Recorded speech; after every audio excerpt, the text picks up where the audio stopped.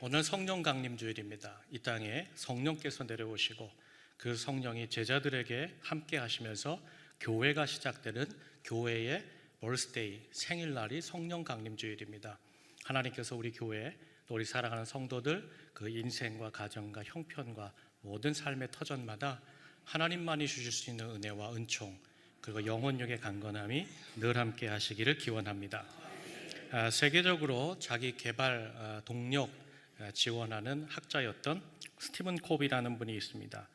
이분은 성공하는 사람들의 7가지라는 책으로 대단히 명성을 얻으신 분입니다. 이분이 쓴 책 가운데 많은 책들이 있지만 First Things First라는 책이 있습니다. 우리말로 번역하면 소중한 것을 먼저 해라, 소중한 것을 먼저 해야 인생이 성공한다 책입니다. 이 책의 가운데 보면 여러분도 한 번 좀 들어봤었던 이야기 하나가 나옵니다.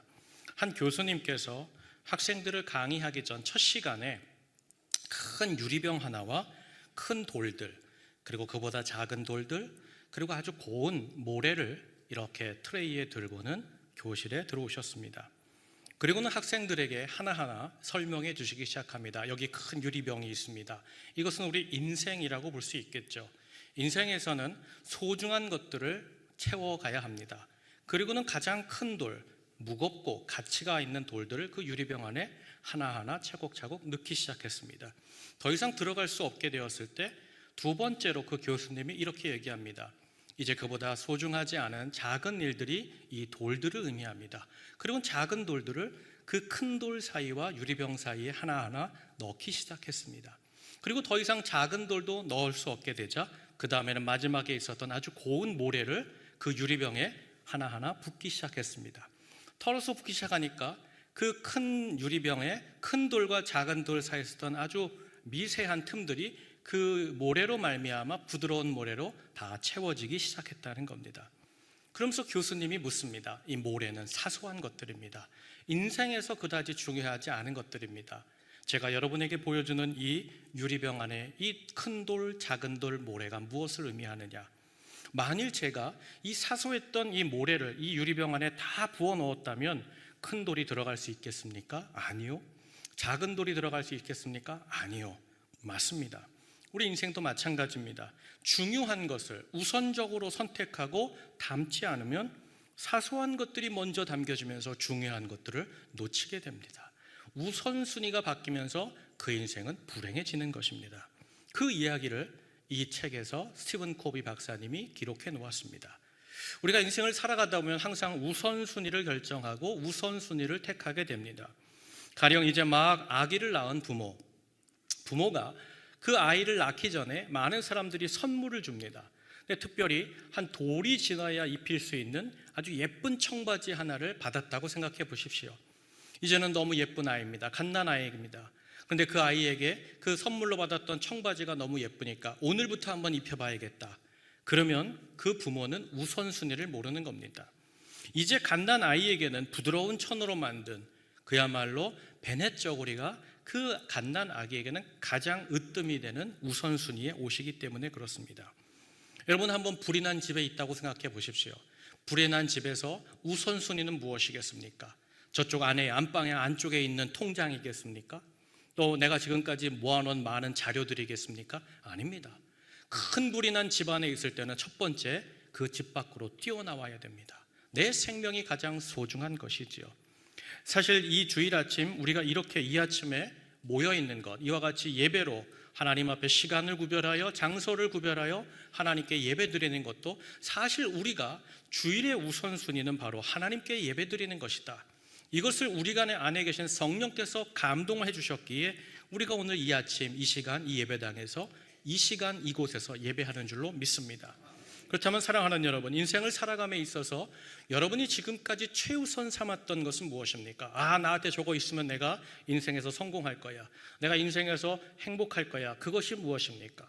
특별히 예수 그리스도를 믿고 하나님의 자녀로 살아간다는 우리가, 믿음 생활한다는 우리가 그야말로 먼저 붙잡아야 되는 것, 신앙생활의 가장 으뜸이 되는 것은 무엇이라고 생각하고 여러분 그것을 붙잡고 살아가고 계십니까? 오늘 말씀을 보면 예수님께서 세례 요한의 제자들이 예수님을 찾아와 묻고 답하는 모습을 우리가 읽게 됩니다. 먼저 마태복음 11장 2절을 제가 읽겠습니다. 요한이 옥에서 그리스도께서 하신 일을 듣고 제자들을 보내어 마태복음 11장 3절은 다 함께 읽겠습니다. 시작.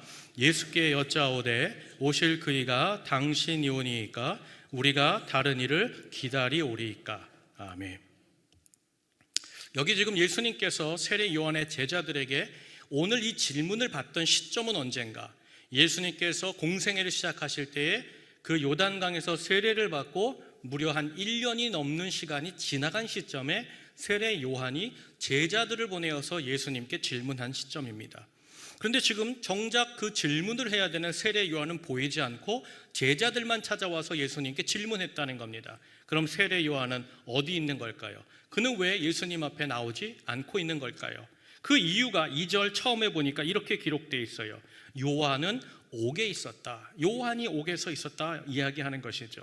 요한이 감옥에 투옥되어 있는 상태입니다. 그렇게 요한이 감옥에 투옥된 상태에서 자신의 제자들을 궁금한 것을, 예수님을 향하여서 많은 질문들을 그 제자들을 통하여 보내어 예수님께 여쭌 것이죠.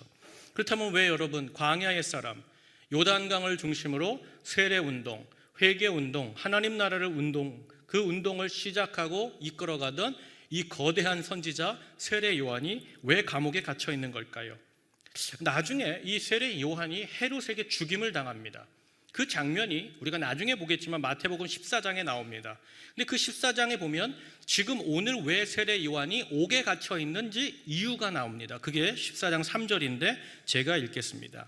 전에 헤롯이 그의 동생 빌립의 아내 헤로디아의 일로 요한을 잡아 결박하여 옥에 가두었으니, 여기 보니까 당시 이스라엘의 분봉왕이었던 헤롯, 정확한 풀네임은 헤롯 안티바스입니다.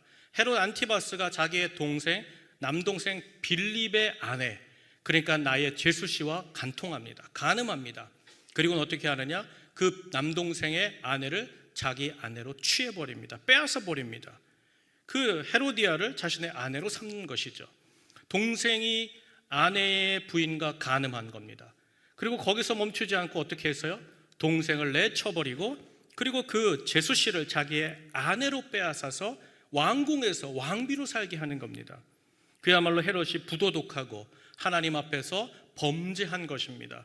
그런데 그 누구도 헤롯의 권세가 두려우니까, 헤롯이 로마와 함께 군대까지 동원할 수 있는 힘을 갖고 있으니까 이런 부도덕과 불의와 이 하나님 앞에 범죄함을 누구도 입도 뻥끗하지 않는 거예요. 그런데 세례 요한이 어떤 사람입니까? 그야말로 하나님 나라를 사모하고 거칠 것이 없는 광야의 사람 아닙니까? 세례 요한이 이 헤롯을 정면으로 반박한 겁니다. 정면으로 지적한 겁니다. 당신 부도덕합니다. 하나님 앞에 의롭지 못합니다. 범죄했습니다. 당신은 더 이상 우리의 왕이 될 수 없습니다. 그 죄를 지적하면서 몰아붙이기 시작합니다. 게다가 요단강에서 함께 했던 그 세례 운동했던 많은 사람들이 함께 일어나서 헤롯을 대적하기 시작한 것이죠. 당시 헤롯이 볼 때는 이 광야에 아무것도 아닌 세례 요한이 자신에게 대적하니까 당장이라도 저의 입을 막을 테, 그 방법으로 목을 따면 되고 살인을 하면 되지만 헤롯이 그렇게 하지 못합니다. 왜 그렇게 하지 못하느냐? 요단강의 세력이 어느 정도 큰 세력을 이루었기 때문에 그래요. 그래서 헤롯이 꾀를 냅니다. 그래 그러면은 너를 저 감옥에 투옥하리라. 그리고는 감옥에 집어넣어 버렸다는 거예요. 근데 세례 요한을 그 투옥한 감옥이 이스라엘 안에 있는 예루살렘 근처에 있는 감옥이 아니라 마케루스라는 지역에 있는 감옥입니다. 여러분, 마케루스는 지금의 어느 곳인가? 지금의 요르단 땅입니다. 그러니까 이스라엘 땅이 아니에요. 이스라엘 밖에, 국경 밖에 저 멀리 홀로 된 감옥에 세례 요한을 가둔 것이죠. 여러분, 왜 세례 요한을 이렇게 국경 밖에 누구도 잘 찾아갈 수 없는 그런 외진 감옥에 그를 투옥시킨 것일까? 요한을 따르던 그 요단강, 예루살렘 중심의 사람들과 접촉하지 못하게 하고, 또 그로 말미암아 폭동이 일어나는 것을 막았고, 더 특별한 이유는 뭐냐면 세례 요한을 고립시키는 겁니다. 누구도 찾아가지 못하는 외진 곳으로 그를 고립시키고 홀로 두어서 그 스스로 절망하게 두어서 그로 말미암아 더 이상 아무 일도 하지 못하는 그런 좌절에 빠지게 하기 위한 헤롯에 깨었다는 거예요. 그렇게 세례 요한이 홀로 그 먼 마케루스 감옥에 투옥되어 있는데 억울하게 간 거 아닙니까? 공의를 외쳤음에도 불구하고 그 뜻이 이루지 못하고 도리어 원망과 불평과 억울함 속에 그 감옥에 투옥되어 있음에도 불구하고 세례 요한이 요단강에서 세례를 베푸실 때 저분은 하나님의 아들이다, 그리스도라 하신 예수님은 자기를 돌아보지도 않아요. 찾아오지도 않아요. 신방 한 번을 안 오는 거예요. 그리고 나서 곰곰이 생각합니다. 얘들아 예수님이 지금까지 하신 일을 한번 나한테 이야기해봐라. 그리고 세례 요한이 제자들을 통하여서 예수님이 지난 1년 동안 한 이야기를 다 들은 후에 세례 요한이 예수님께 질문을 던진 겁니다. 제자들이 한 질문이지만 사실은 요한의 질문이죠. 질문이 뭡니까? 당신이 그리스도 맞습니까? 우리가 기다리던 그분이 맞습니까? 아니면 다른 사람이 그리스도입니까? 여러분, 예수님을 향하여서 어떤 마음과 어떤 태도로 이 질문을 드린 것 같습니까? 지금 세례 요한의 마음이, 예수님을 향한 마음이 어떻게 느껴지십니까? 퀴즈입니다. 1번, 여전히 세례 요한은 굳게 예수님을 믿는다. 2번, 세례 요한은 예수님을 향하여 의심하고 갈등하고 고민한다. 1번, 2번 무엇이 정답입니까? 네? 뭐가 정답이에요? 우리 옆 사람하고 한번 인사하세요. 집에 우한 있어요? 네, 집에 우한 있어요? 말을 좀 하세요. 1번이에요? 2번이에요? 2번이죠. 당신이 메시아 맞아?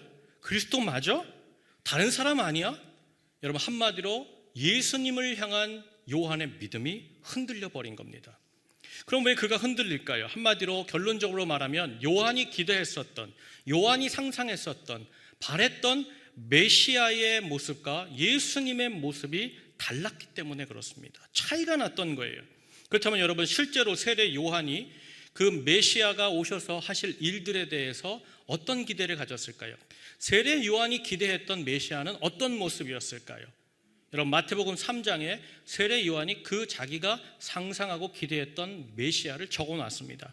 3장 11절을 제가 읽겠습니다. 나는 너희로 회개하기 위하여 물로 세례를 베풀거니와 내 뒤에 오시는 이는, 메시아는 나보다 능력이 많으시니 나는 그의 신을 들기도 감당하지 못하겠노라. 그는 성령과 불로 너희에게 세례를 베푸실 것이요. 우리 3장 12절 다 함께 읽습니다. 시작. 손에 키를 들고 자기의 타작마당을 정하게 하사 알곡은 모아 곳간에 들이고 쭉정이는 꺼지지 않는 불에 태우시리라. 아멘. 여기 3장 11절 마지막에 요한은 자기는 물로 세례, 여기 요단강 물로 세례를 줄 뿐이지만 내 뒤에 오시는 메시아는 어떻게 하시겠다? 성령과 불로 세례를 주시겠다라고 말합니다. 여러분, 여기 성령이란 말은 뭐냐면 주님의 자녀들을 구원하는 능력이고, 이 불이라는 것은 뭐냐면 현실 세계에서 고난받는 자들, 압제하는 그 사람들을 어떻게 하느냐? 불로 다 태워버리시는, 실제로 강력한 군대와 강력한 능력을 가지신 그런 군대 장관 같은 메시아로서 그 그리스도가, 메시아가 행하실 것이다. 여기에 대해서 기대를 가졌다는 거예요.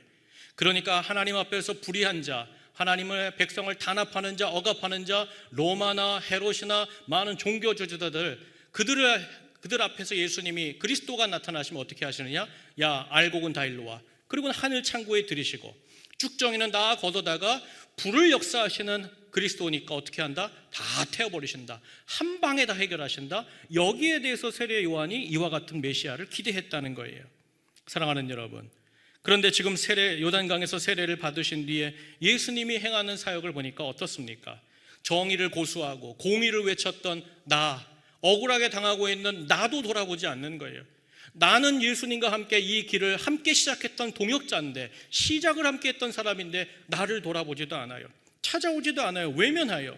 그리고는 예수님께서 사역하신 1년의 사역을 모습을 보니까 어때요? 불로 처단하는 심판이나 악한 자들, 공의롭지 못한 자들 향하여 질책하는 모습이 전혀 보이지 없어요. 도리어 예수님께서 이 민족을 통제하고 있고 이 민족을 억압하고 있는 로마로부터 우리를 해방시켜 주기는커녕 도리어 로마의 앞잡이인 백부장의 믿음이 우리 믿는 하나님의 백성들보다 더 크다니 그런 엉뚱한 소리나 하고 다니고, 만져서는 안 되는 부정한 사람들, 율법에서는 접촉하지 말라, 만나지 마라, 함께하지 마라, 그런 사람들이나 만나고 다니고, 예수님을 따르던 사람들이 오병이어의 기적을 베풀어 주실 때에 야, 이제 저분이 우리의 왕이시다, 저분만 오시면 우리는 풍족하게 먹고 살리라. 그때에 이스라엘 사람들이 예수님을 왕으로 삼자, 저분을 우리의 왕으로 옹립하자, 운동을 일으키니까 어떻게 해야? 아니라고 나는 그럴 수 없는 사람이라고. 그리고 혼자 산으로 도망가 버리고, 정말 안식일을 어기고 율법을 어기고 죄인들과 세리, 상종하지도 못하는 사람들과 먹고 마시면서 소문이 들려와요. 예수는 우리의 친구야. 세리와 창기와 많은 죄인들이 말하고 다니는 거, 예수님은 나하고 친구야. 우리는 동기가 아니야. 엉뚱한 소리가 들려오는 거예요. 더더욱 충격적인 건 뭘까요? 세례 요한은요, 그 당시에 세리와 대척점에 있었던 사람입니다. 그야말로 하나님의 나라와 영광을 위해 살고 로마를 위해 부역하던, 하나님을 거절했던 세리 같은 사람은 1대1로 만나면 그 밤에 쳐 죽이려고 마음속에 품었던 사람입니다. 그런데 어떤 일이 벌어지는 거예요? 그 세리, 로마의 앞제비 세리를 예수님은 제자랍시고 불러가는, 뛰고 다니는 거예요. 그리고 세리와 함께 여러분 막 먹고 마시면서 그 세리를 자기의 제자로 품고 다니니, 사랑하는 여러분, 이 요한이 마음에 들지 않는 것이죠. 여러분, 세례 요한이 정말 기가 차는 겁니다. 어떻게 저런 분이 그리스도야? 어떻게 저런 분이 성령과 불로 심판하신다는 메시아야?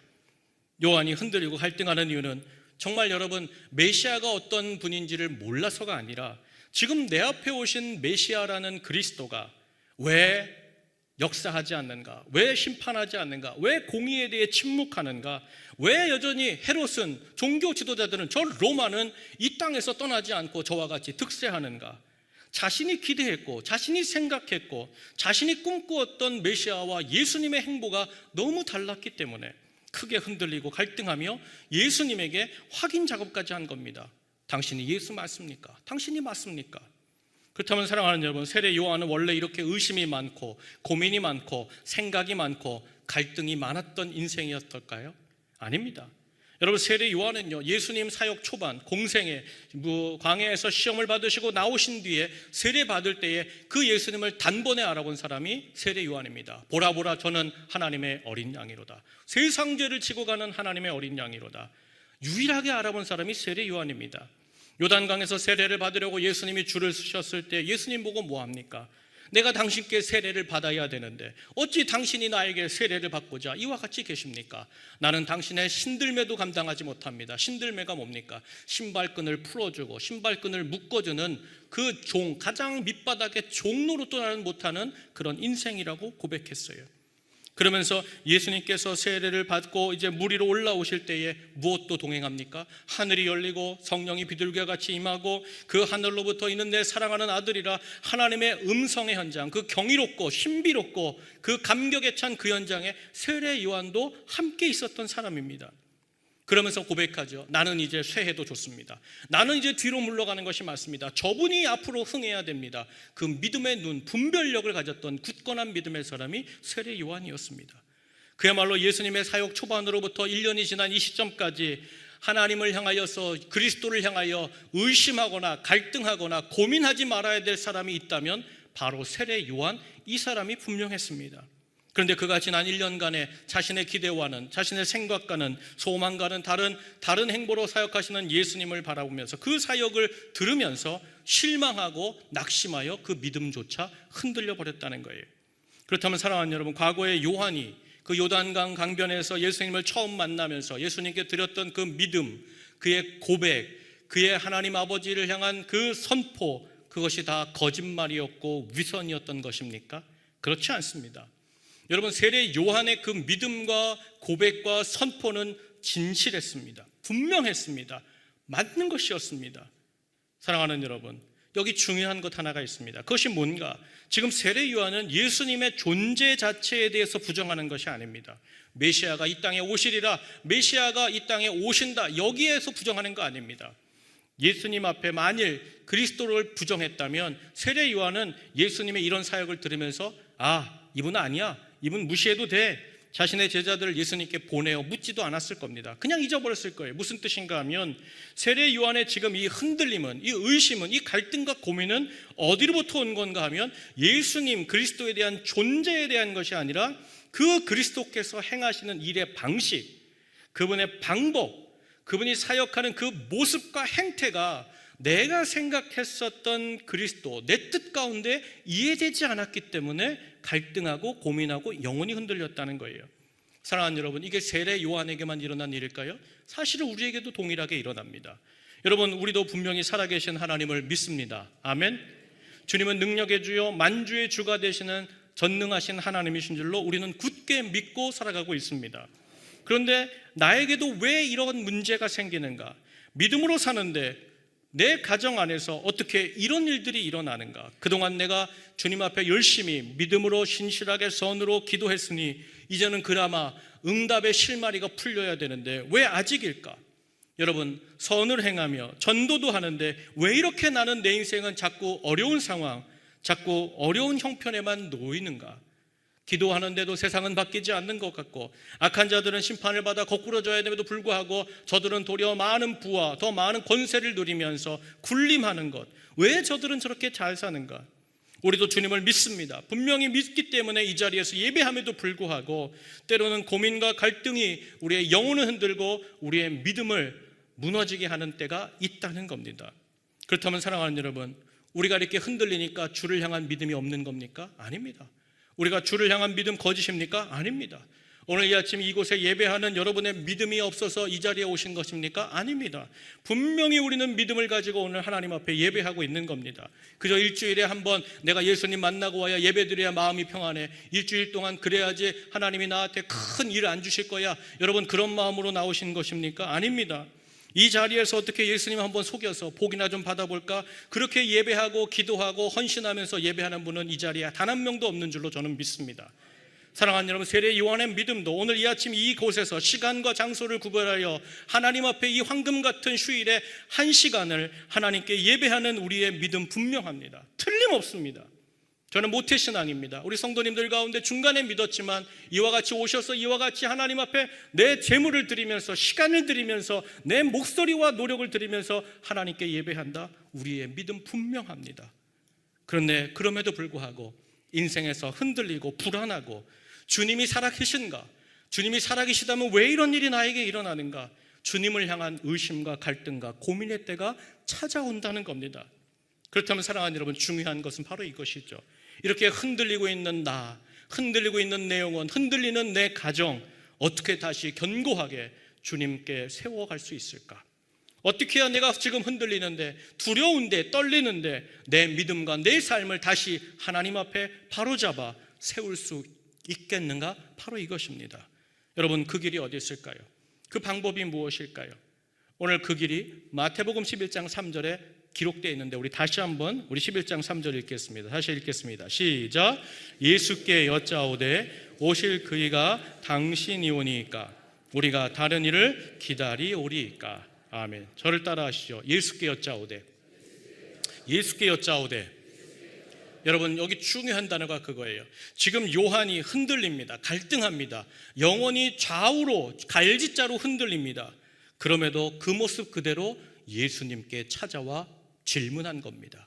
주님께 찾아와 물은 것입니다. 사랑하는 여러분, 주님 어찌된 일입니까? 내가 믿는 주님, 내가 지금 의지하는 주님, 당신은 어떤 분이고 누구십니까? 여러분, 요한은 흔들릴 때마다 끝이다, 절망이다, 스스로 먼저 포기하지 않고 어떻게 했다는 거예요? 내가 그래도 우선순위 되신 주님을 찾고 붙잡아야겠다. 그리고는 주님을 찾아가서 주님께 나아가서 주님께 물어보았다는 거예요. 사랑하는 여러분, 믿음이 무엇이냐? 주님을 찾는 것인 줄로 믿습니다. 그렇게 주님을 그 모습 그대로 찾아간 이 세례 요한을 향하여 예수님이 주시는 말씀이 무엇인가? 5절을 제가 읽겠습니다. 맹인이 보며 못 걷는 사람이 걸으며 나병한 자가 깨끗함을 받으며 못 듣는 자가 들으며 죽은 자가 살아나며 가난한 자에게 복음이 전파된다 하라. 우리 6절 말씀 다 함께 읽습니다. 시작. 누구든지 나로 말미암아 실족하지 아니하는 자는 복이 있도다 하시니라. 아멘. 사랑하는 여러분, 이 말씀은 어떤 말씀인가 하면 예수님이 구약에 특별히 이사야의 메시아가 오면 이런 일들을 할 거야, 메시아는 이런 표적들을 행할 거야 하신 그 말씀을 그대로 세례 요한에게 들려주시는 겁니다.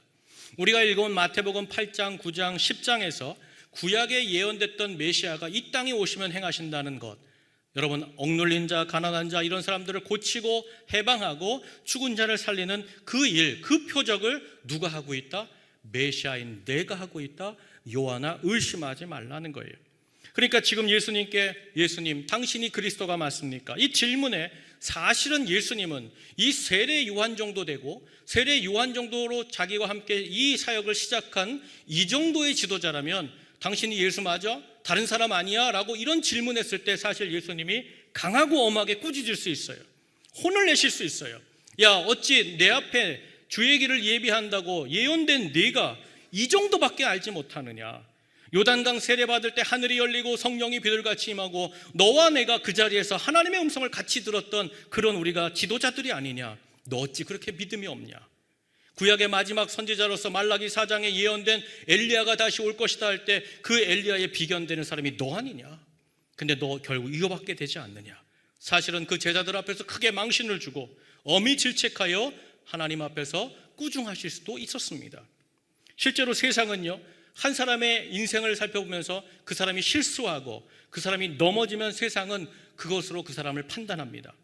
그 사람을 넘어졌다고 생각하는 그 순간, 그 사람이 무너졌다고 생각하는 그 순간으로 그 사람을 패배자로 낙인 찍고 그 사람은 더 이상 일어설 수 없는 절망한 사람으로 평가해버리는 것이죠.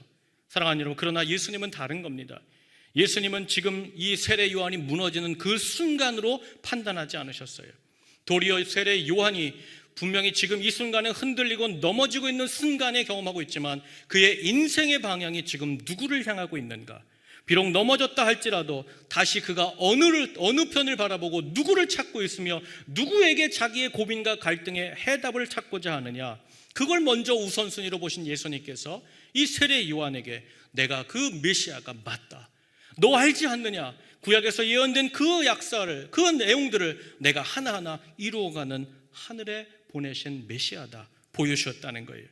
그리고 흔들리던 이 요한이 주님을 먼저 찾고 구할 때 주님께서 분명하게 말씀하시는 거죠.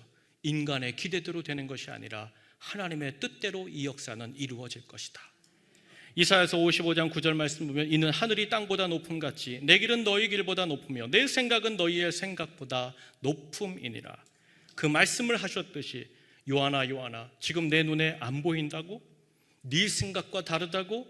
그 문제와 상황이 풀리지 않아서 하나님 어디 계시냐고, 하나님 살아계시냐고 묻는다고 하나님 죽으신 거 아니라는 겁니다. 사랑하는 여러분, 언제나 주님을 믿는 자에게 항상 주님은 좋은 것으로, 선한 것으로 인간이 도달할 수 없는 하늘의 수준과 하늘의 차원으로 역사하시는 분이 하나님이시다. 내 기대와 내 생각대로 되어지는 것이 아니라 전능하신 하나님 그분의 뜻과 역사와 섭리대로 이 일이 진행되고 있다. 그러므로 뭐 하지 말아라? 실족하지 말아라. 무슨 뜻입니까? 세례 요한을 향하여 권면하고 사랑의 메시지를 주는 겁니다. 요한아 요한아, 힘들지 어렵지, 그러나 하나님은 하나님의 일을 이루어 가지고 계시다. 다시 믿음을 붙잡아라. 요한을 사랑하시는 주님께서 권면과 사랑의 음성을 주신 줄로 믿습니다. 바라기는 사랑하는 여러분, 이 세상의 모든 일들, 나와 관련이 돼 있건 관련되어 있지 않은 모든 만사의 모든 일은 사람의 뜻과 행동으로 결정되는 것이 아니라 오직 하늘에 계신 아버지의 섭리와 그분의 손길과 그분의 역사로 굳게 진행됨을 믿는 우리 성도님들 되시길 축복합니다. 그리고 그렇게 흔들릴 때라도 다시 주님께 방향을 잡고 주님께 찾아가 나아가 여쭈어본 이 세례 요한을 주님이 어떻게 평가해 주시고 얼마같이 높여주셨을까? 마태복음 10장 10절을 제가 읽겠습니다. 기록된 바 보라, 내가 내 사자를 내 앞에 보내노니 그가 내 길을 내 앞에 준비하리라 하신 것이 이 사람에 대한 말씀이니라. 우리 11장 11절 상반절 다 함께 읽습니다. 시작. 내가 진실로 너희에게 말하노니 여자가 낳은 자 중에 세례 요한보다 큰 이가 일어남이 없도다. 아멘. 저를 따라 하시죠. 세례 요한보다 더 큰 이는 없도다. 세례 요한이 가장 큰 자로다. 아멘. 그야말로 극찬이죠. 주님께서 세례 요한의 이 순간만 본 것이 아니라 뭘 보셨어요? 10절을 보니까 세례 요한이 나의 길을 준비하기 위해 온 하나님의 사자였다. 그리고 그는 그 일을 충분히 감당하는 그런 믿음의 사람이다 칭찬하시고 어떻게 하셨다는 거예요? 온 인류 역사 중에 여자가 나오는 인생, 이전에도 오늘에도 이후에도 세례 요한보다 더 큰 사람은 있을 수 없다. 그야말로 하나님이 극의 극찬을 세례 요한에게 평가로 주신 줄 믿습니다. 사랑하는 여러분, 분명히 성경을 보면 많은 믿음의 사람들이 있지요. 믿음으로 시작한 아브라함, 이스라엘을 이룬 이스라엘의 총회를 이룬 야곱, 민족과 이방 나라를 구한 요셉, 가장 위대한 영광의 나라를 건설한 다윗, 포로기에도 주의 사람들을 별과 같이 하나님께 인도했던 다니엘, 수많은 인물들이 있지만 그럼에도 오늘 흔들렸고 갈등했고 고민했음에도 불구하고 이 요한을, 사람이 낳은 자 중에 가장 큰 자, 주의 길에 모든 것을 예비했던 이 사람이요, 다른 우리 뒤에 오는 인류 역사 속에서도 이보다 큰 사람이 없다. 주님께서 흔들렸지만 다시 주를 찾아온 인생, 이 인생을 하늘의 별과 같이 높여주신 줄로 믿습니다. 그렇다면 사랑하는 여러분, 왜 예수님께서 이와 같이 흔들렸어요? 분명히 고민했어요. 분명히 갈등했어요. 당신 예수 맞아? 의심의 말을 던지기도 했습니다. 그런 요한에게 어떻게 이런 엄청난 찬사와 뜨거운 박수를 주님께서 보내주신 것일까? 왜냐하면 여러분, 예수님은요, 주의 길을 예비하다가 믿음으로 살다가 잠시 흔들리는 그 순간으로 그 인생 전체를 평가하시지 않는 분이기 때문에 그렇습니다.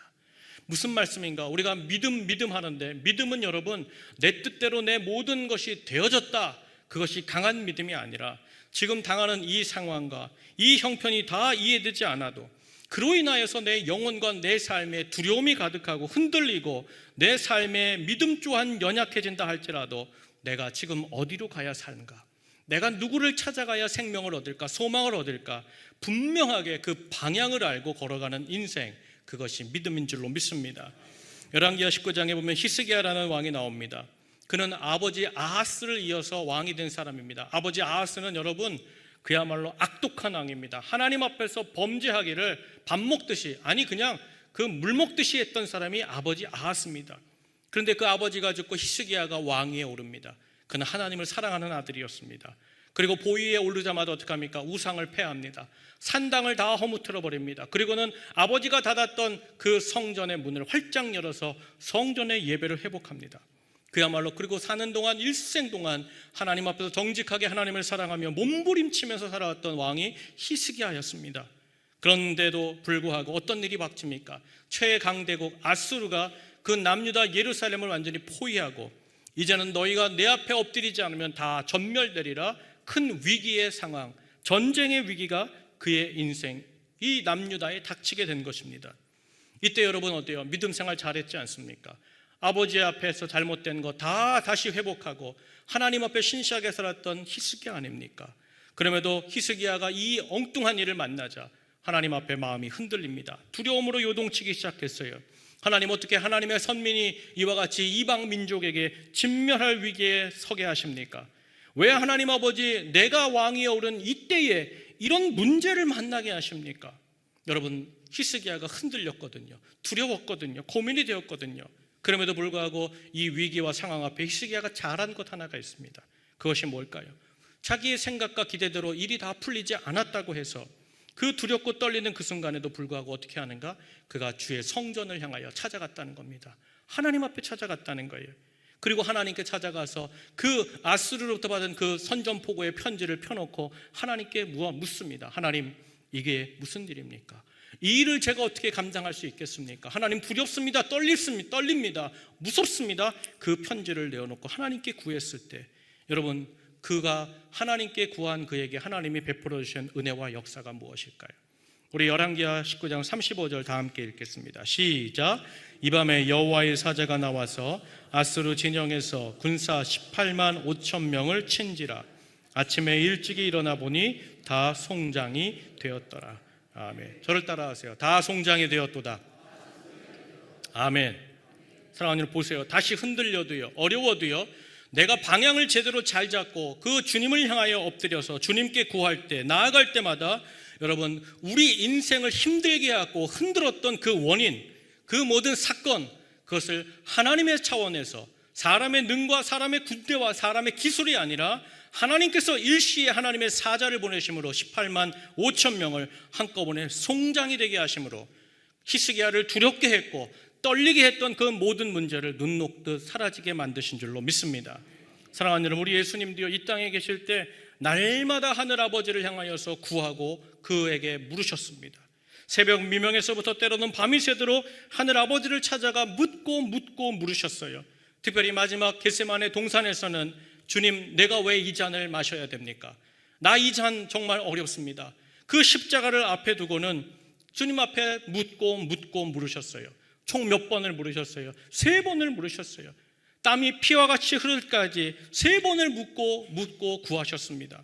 그때 마지막에 주의 음성이 들려오시죠. 이것이 나의 뜻이다. 그리고 예수님이 고백하지 않습니까? 주여, 이제는 주 뜻대로 되기를 원합니다. 그리고는 그 십자가를 향하여 나아갈 때 어떤 일이 벌어져요? 하늘 아버지께서 예수님에게 그 십자가를 감당할 수 있는, 사도행전 14장에 보면 하나님의 말씀을 통하여서 예언하기를 물과 성령을 물 붓듯이 부어주셨다. 성령과 능력을 물 붓듯이 부어주심으로 그가 십자가의 그 은혜를 감당했노라.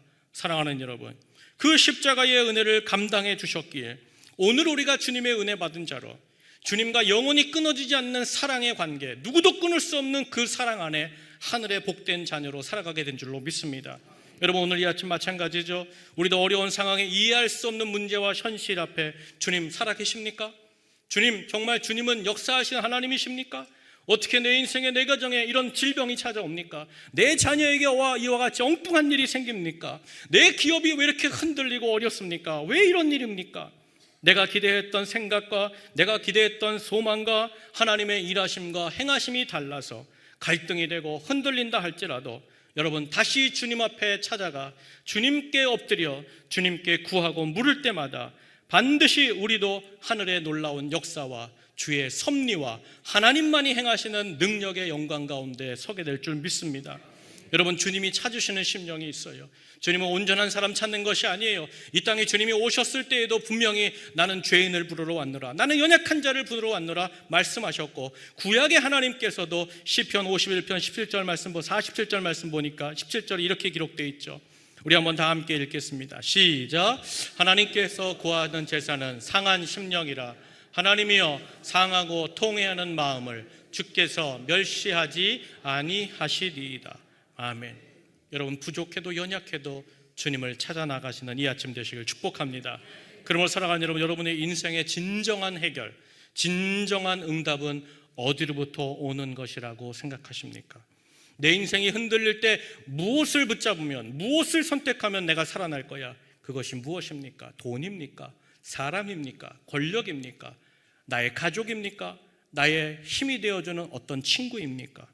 여러분, 인간의 지성과 경험과 그 열심으로부터 우리가 새롭게 사라지는 걸까요?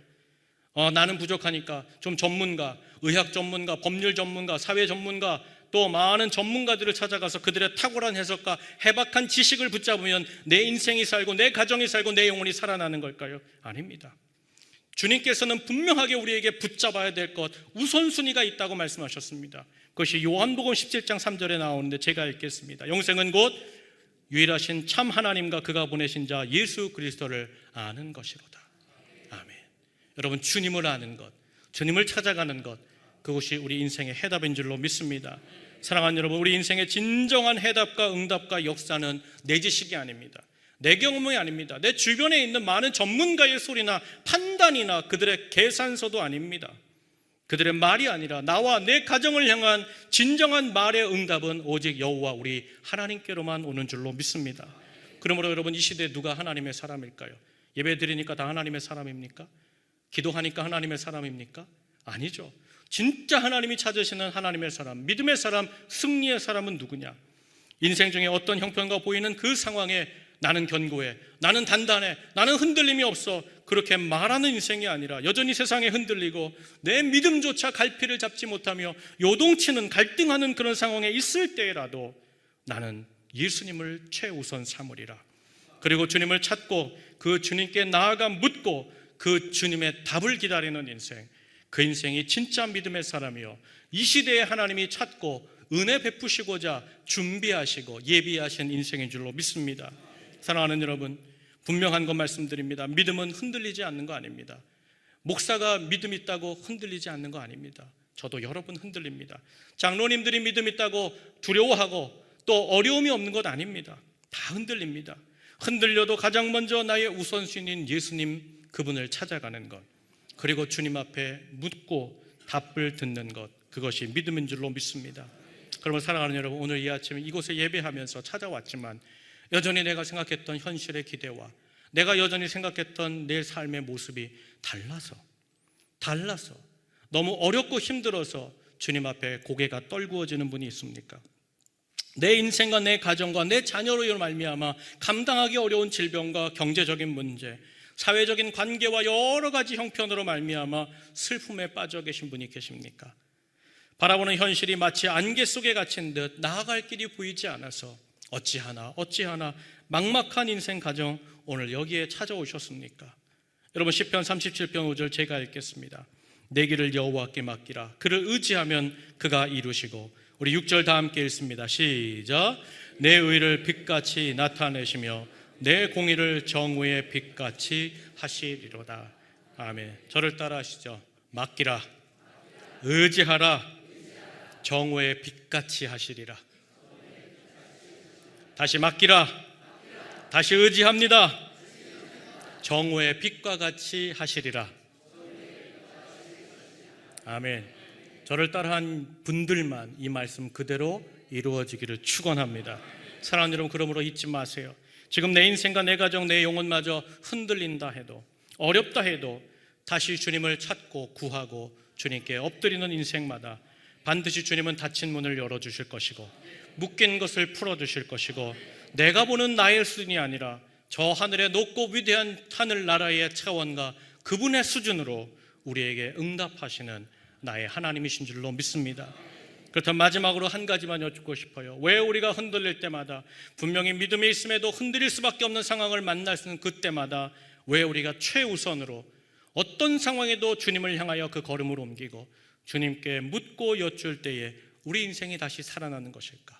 왜 우리가 새롭게 소망을 가지고 다시 하나님의 차원의 영광을 누리게 되는 것일까요?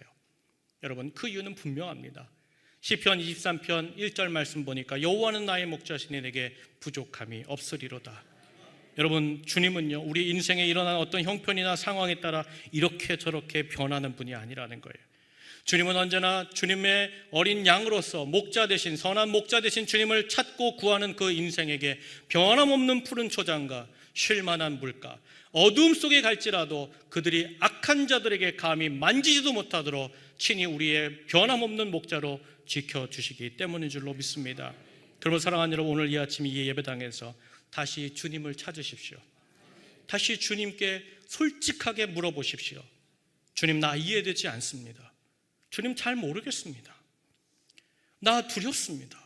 왜 이런 문제와 이런 질병과 이런 관계가 이런 문제로 말미암아 주님, 저 앞으로 어찌해야 합니까? 그렇게 이 아침 흔들리더라도 다시 주님께 나아가 주님께 물으십시오.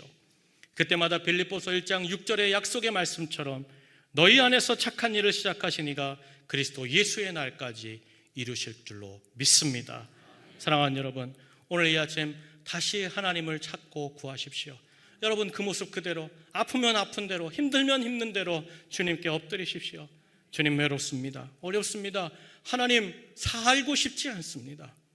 내가 내 가정으로 말미암아 내 목이 숨통이 졸려오는 것 같고 경제와 여러 가지 관계로 말미암아 힘이 다 빠져버립니다.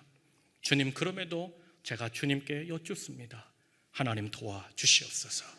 그때마다 반드시 저 하늘의 뜻과 영광과 능력과 섭리로 이끄시는, 우리가 할 수 없는 일을 행하시는 전능하신 하나님의 일하심과 행하심과 든든히 세워주시는 그 놀라운 역사로 날마다 승리하고 세워지고 회복되는 우리 귀한 모든 온천제리 성도님들과 가정과 우리 교회가 되기를 주님의 이름으로 간절히 축원합니다. 우리 다 함께 말씀 붙잡고 기도하겠습니다. 사랑하는 가족 여러분, 믿음은 흔들리지 않는 것이 아닙니다. 흔들립니다. 어렵습니다. 힘듭니다. 그럼에도 나는 주님을 향하여 내 발걸음을 옮기는 것이 믿음입니다. 그리고 주님께 나와 묻는 것입니다. 주님, 저는 꺼져가는 등불과 같습니다. 이제는 다 상하여서 곧 꺾여버릴 갈대와도 같습니다. 여러분, 성경의 인물들을 보면 다 흔들리고 두려워하던 날이 있었습니다. 세례 요한이 그랬고, 갈멜산의 승리를 거두었던 엘리야도 로뎀나무 앞에서 꺾어지고 말았습니다. 그러나 그들은 그 마지막에 주님을 찾았습니다. 주님께 엎드렸고 주님께 묻고 주님의 뜻을 구했습니다. 오늘 내 현실이 내 기대와 소망과 달라도, 응답이 아직이라 내 마음이 답답해 억울하여도 다시 여러분 주님을 찾을 때, 구할 때 주께서 되게 하실 줄로 믿습니다. 여전히 부족합니까? 흔들리고 있습니까? 나는 믿음으로 산다고 하지만 어제도 넘어졌고 앞으로 넘어질 수밖에 없는 인생이다. 오늘 주님 우리에게 말씀하십니다. 내 앞으로 다시 오라. 너의 모습 그대로, 안개 속에 선 그 모습 그대로라도 나를 찾아오라. 이해되지 않아도 주님께 찾아 나갈 때 주님이 붙들어 주시고 주님이 찾게 하시는 놀라운 은혜를 보게 하실 줄 믿습니다. 주님, 내가 이제 주님을 찾습니다. 주님께 묻겠습니다. 주님, 응답하여 주시옵소서. 주님, 내 생각 내 뜻을 내려놓고 하나님의 일하심과 행하심과 그 영광 안에 서게 하여 주시옵소서. 우리 다 함께 오늘 주신 말씀 붙잡고 함께 기도하겠습니다. 하나님 감사합니다. 오늘 이 아침 우리를 불러주신 주님, 오늘 이 아침에 하나님 앞에 섰습니다. 하나님, 두렵고 떨리고 흔들리는 상황 중에라도 주를 향하여 섰사오니 하나님 말씀하여 주시고 주의 뜻으로, 주의 차원의 것으로, 하늘의 곳으로 역사하여 주옵소서. 우리가 하나님께서 살아계심을 믿습니다. 하나님, 내가 이 문제에 빠졌다고, 내가 이 땅에서 이 질병으로 이 아픔 가운데 있다 할지라도 하나님 주무시지 아니하시며 하나님 졸지도 아니하시며 하나님 죽은 분도 아닌 것을 제가 선포하며 인정합니다. 주님, 주님께 묻겠사오니 주님 응답하여 주옵소서. 내가 어디 가서 어떤 곳에 가서 해답을 얻으리까? 주여, 내가 사람에게 뜻을 구하리까? 아버지 하나님, 살아계신 하나님, 모든 인생을 굽어 살피시는 하나님 앞에 엎드려 싸우니 주님께 맡기고 의지하오니 주여, 우리의 인생을 저 정오의 빛같이 일으켜 주시옵소서. 주님, 역사하여 주시옵소서. 주님 감사합니다. 살아계신 하나님, 우리를 사랑하시는 주님 감사합니다. 주님, 우리가 이 세상 믿음으로 산다고 하지만 흔들리는 때가 있습니다. 기도해도 답답하고 현실은 두렵고 내 기대와 다른 문제와 상황 앞에 낙심하며 눈물 흘리는 날도 있었습니다. 그러나 주님, 내 앞에 있는 모든 상황과 문제보다 크신 주님을 붙들어 싸우니 내 생각과 내 지혜로 다 이해되지 않아도 주님을 붙잡게 하여 주시고 흔들리는 순간마다 나의 선한 목자 되시는 주님을 찾고 구하며 주님이 인도하시는 그 섭리와 역사와 아름다운 곳에 든든히 서가는 우리 모든 온천제리 성도님들과 그 가정과 우리 교회가 되게 하여 주시옵소서. 우리 구주 예수님의 귀하신 이름으로 감사하며 기도하옵나이다. 아멘. 이 시간 다 자리에서 일어나셔서 찬송가 542장 찬양하고 축도로 예배를 마치겠습니다.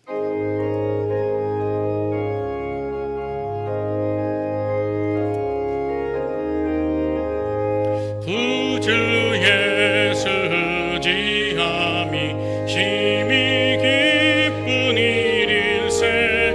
영생 허락받았으니 의심하 주옵도다. 예수 믿는 것은 받은 증거 많도다. 예수 귀한 예수 믿음 더욱 주소서. 구주의 수지함이 심히 기쁜 일일세.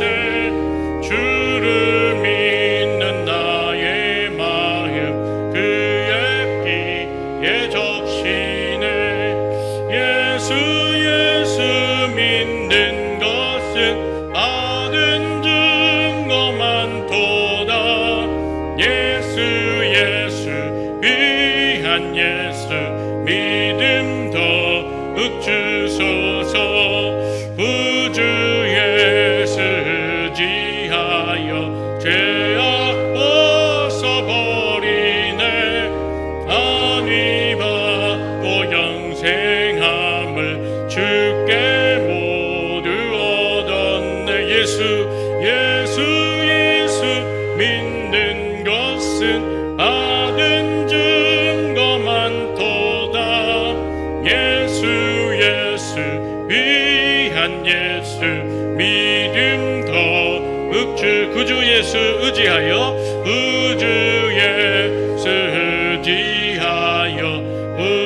구원함을 얻었네. 영원 무궁지나도록 주여 함께하. 예수 믿는 것은 예수 믿는 것은 받은 증거 많도다. 예수 예수 예수 귀한 예수 믿음 더욱 주소서. 아멘. 기도하겠습니다. 이제는 우리 구주 예수 그리스도의 그 은혜와 그 독생자를 주시기까지 사랑하시는 하나님 아버지의 무한하신 사랑하심과 우리 안에 내려 동행하시는 성령님의 감화감동 교제 교통하심이 주여 이 아침 주님을 찾아갑니다. 내 인생 어려움 앞에 예상치 못한 슬픔과 갈등과 그 절망 중에라도 나는 나의 주 예수님을 찾아가리라. 내 눈물과 슬픔 중에도 나는 주님께 묻고 그분의 섭리와 역사를 기다리리라. 주와 함께 살리라. 믿음으로 결단하며 나아가는 우리 사랑하는 모든 온천제의 성도들의 머리 위에 그 가정과 모든 삶의 터전 위에 주님이 언제나 붙잡아 주시고 세워주시는 우리 온천제일교회 위에 또 하나님의 이 나라와 이 민족 위에 이제로부터 영원토록 함께 계시기를 간절히 축원하옵나이다. 아멘 아멘 아멘.